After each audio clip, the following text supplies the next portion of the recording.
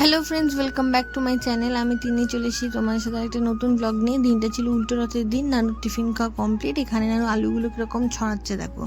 আর ওর পাপ্পা এখানে বসেছে আলুগুলোকে সব সিদ্ধ করবে। এই কড়াটা যখন কোনো অনেক লোকজন হয় তখনই বেরোয়। আর এই স্টোভটাও তাই, মানে নিরামিষ হোক বা কোনো ভোগ টোগ রান্না হোক, জন্মাষ্টমী, লক্ষ্মী পুজো, এরম অকেশনালি বেরোয় আর কি।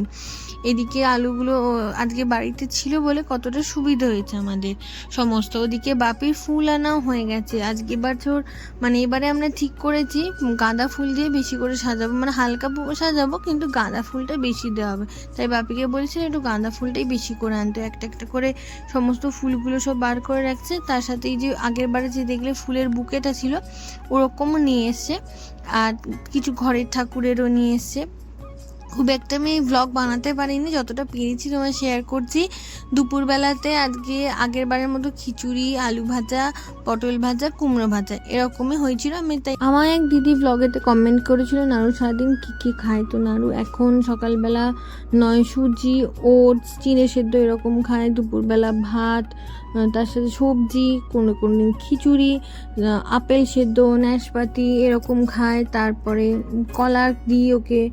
বিকেলবেলাতে মুড়ি, দুধ মুড়ি খায়।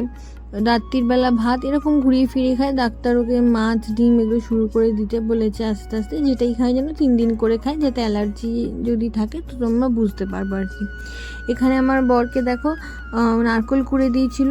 মেনুতে কি হচ্ছে সেটা তোমাদের পরে বলছে। তারপরে ময়দা মাখছিল। আর নাড়ুর আজকে এবার চোখে ঘুমই নেই, কখন ঘুমোবে জানি না। যদি ঘুমায় তাহলে আমি একটু রথটাকে সাজাবো।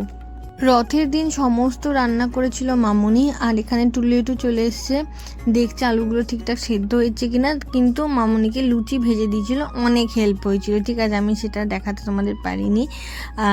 আর সেদিনকে বিকেলবেলাতে রথটা ঘুরে আসার পর আমরা সবাই জিলিপি খেয়েছিলাম। এখানে দেখো আলুর দম হয়ে গেছে। আলুর দম হয়ে গেছে। এদিকে হয়েছে ছোলার ডাল, তার সাথে ওই যে ও ময়দা মাখছিল দেখলে, ময়দা লুচি হবে। বললাম সিম্পল মেনু, আর কিছু নয়। আর মিষ্টি। রথ ঘুরে আসার পর আমরা সবাইকে জিলিপি দিয়েছিলাম। টুল্লু একটু দুপুরবেলা চলে এসে সাজানো শুরু করে দিয়েছে। উপরে একটা পদ্ম ফুল দিয়েছিল। আর তারপর ভাবছিলাম যে কী করে আর কি দেওয়া যায়। তখনও নাড়ু ঘুমোয়নি, কিন্তু জেঠু যতটা পেরেছে জেঠুর মতো করে দিচ্ছে। তারপরে আমি আমার মতো করে একটু নাড়ু ঘুমিয়ে পড়েছে, কিন্তু ওকে ল্যান্ডিংটাই ঠিকঠাক করতে হবে। ল্যান্ডিং ফেল হয়ে গেলেই গেল, কিছুতেই বিছানাটাকে শোয়ানো যায় না। তাই ওকে শুয়ে দিয়েছিলাম। এবার ডেকোরেশনটা একটু আমি করতে এসে ফাইনাল লুকটা কি হলো তোমাদের দেখাচ্ছি।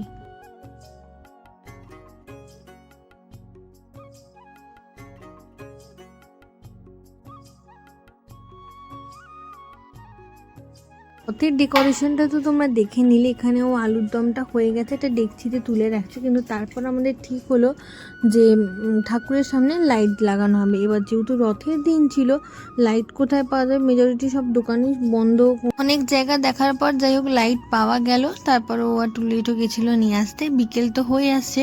এদিকে আমি সাজুগুজু করে রেডি, এই শাড়িটাই পরেছিলাম, একদম সিম্পল সেজেছি। ও বাবা, তারপর নিচে গিয়ে দেখি ল্যালি, মাম্মি, সোনু সবাই চলে এসছে। আর এখানে ওরা খেলছে। মেজো নানি চলে এসছে, জেঠু এসছে।